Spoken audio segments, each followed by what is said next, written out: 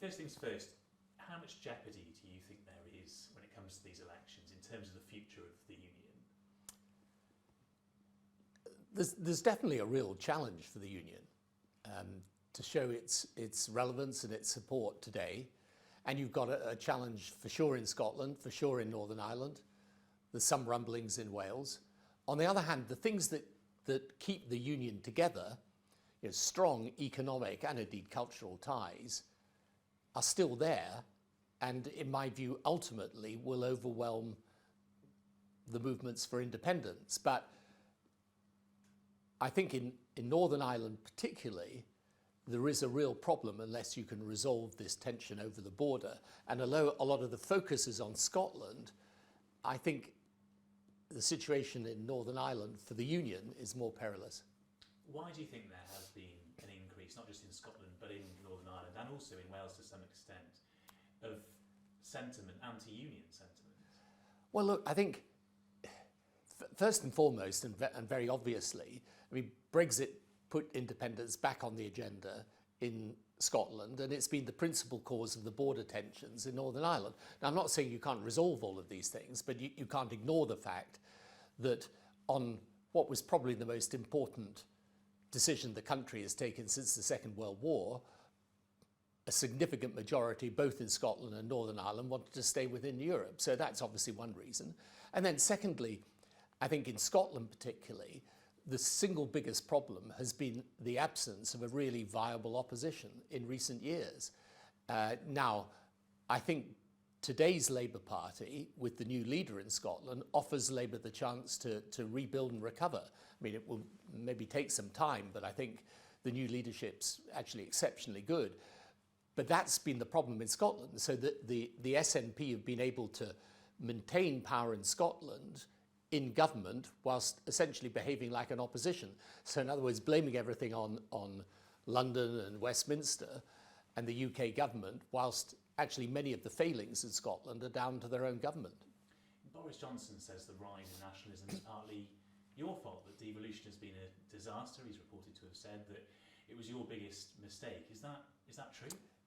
No, I think that is a statement that's put forward in ignorance of the history of devolution. I mean, devolution as an issue has been on and off a dominant question in British politics for the best part of 150 years.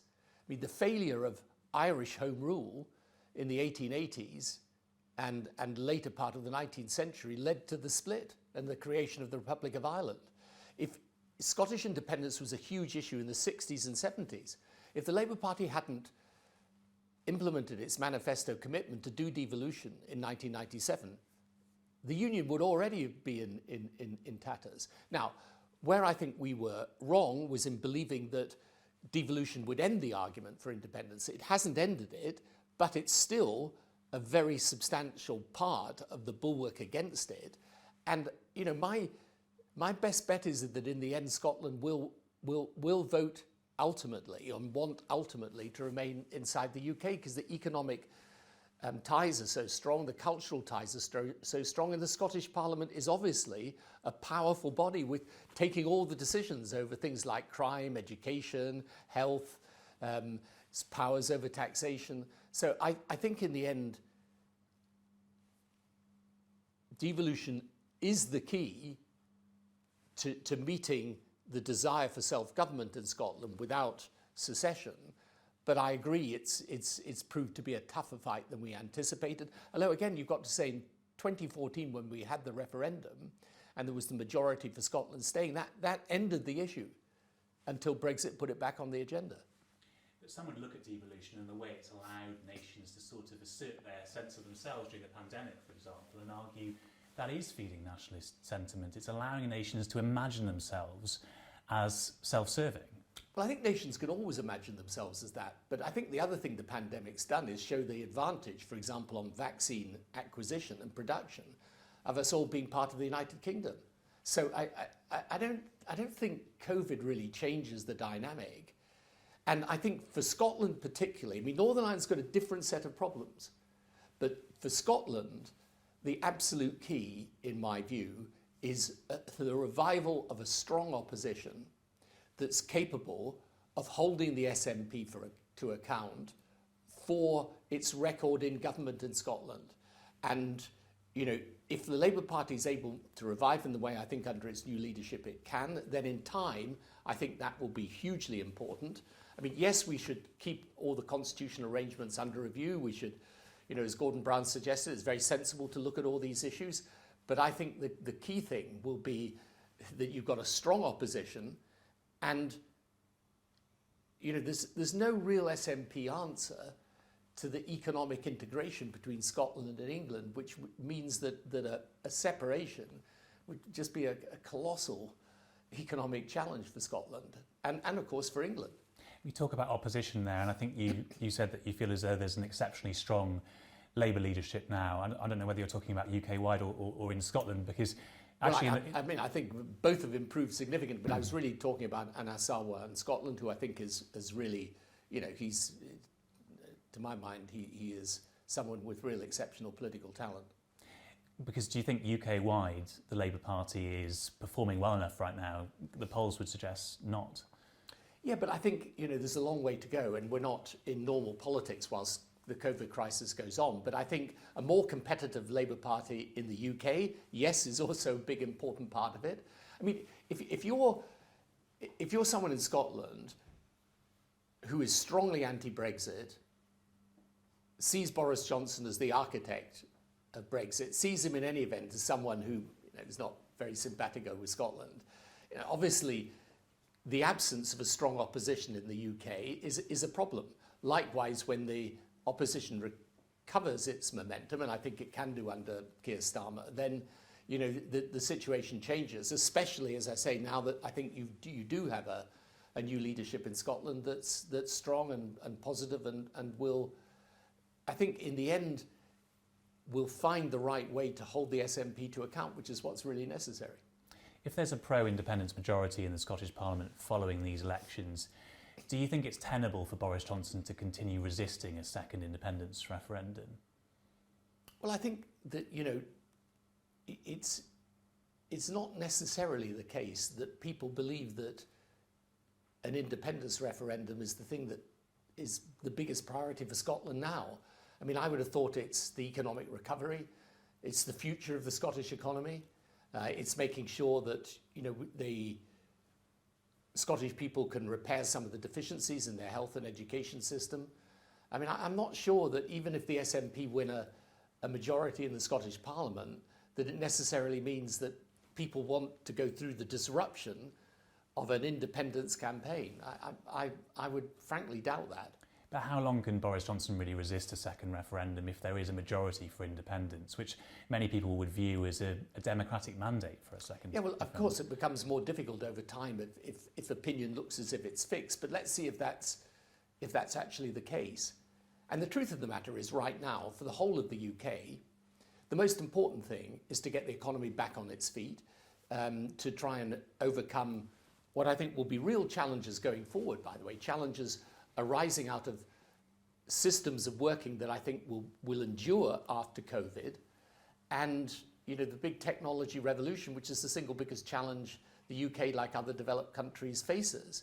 And if you look at, for example, the recent Hunter Commission report done by Sir Tom Hunter, who's one of the top Scottish entrepreneurs, I mean, that lays out the challenges for Scotland, and frankly, they're challenges that really should be the priority of both the Scottish government in Scotland and the UK government as a whole.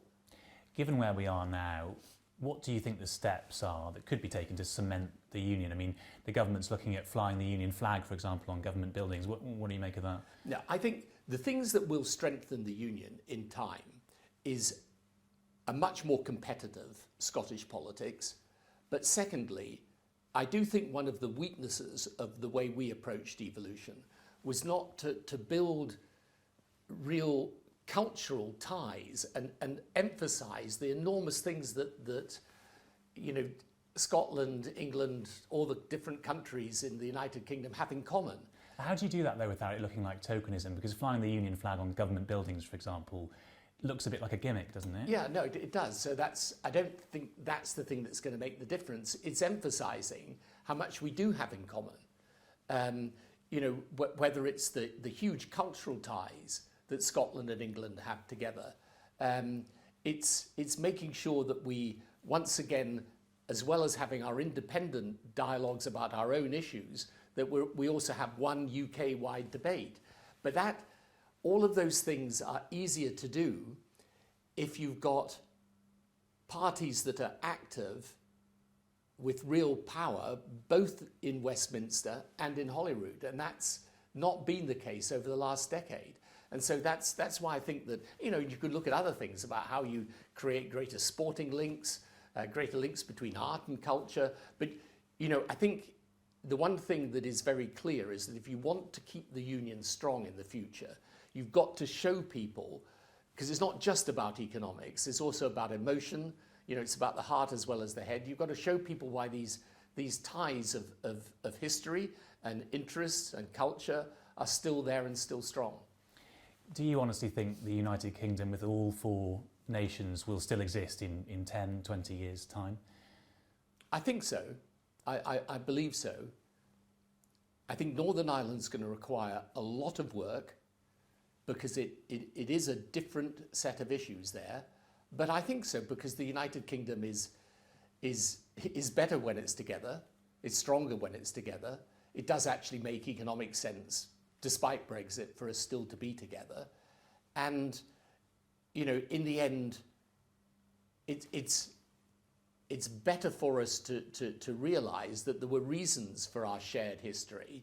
And even though that so much has changed since that time, nonetheless, it should be possible to find a system of government where, the countries within the United Kingdom have substantial independence and power without breaking up the United Kingdom, when it's obvious on certain issues, around a lot of economic development, around defence and security, where, the things that we will do in common will obviously work better than things that we do if we break apart. Do you think a federal UK would be one alternative to breaking up the United Kingdom? We should look at all the different elements of how you have a new constitutional settlement, and I'm a great advocate and was in government and still am of elected mayors, and we should certainly look at the regions in the UK as well.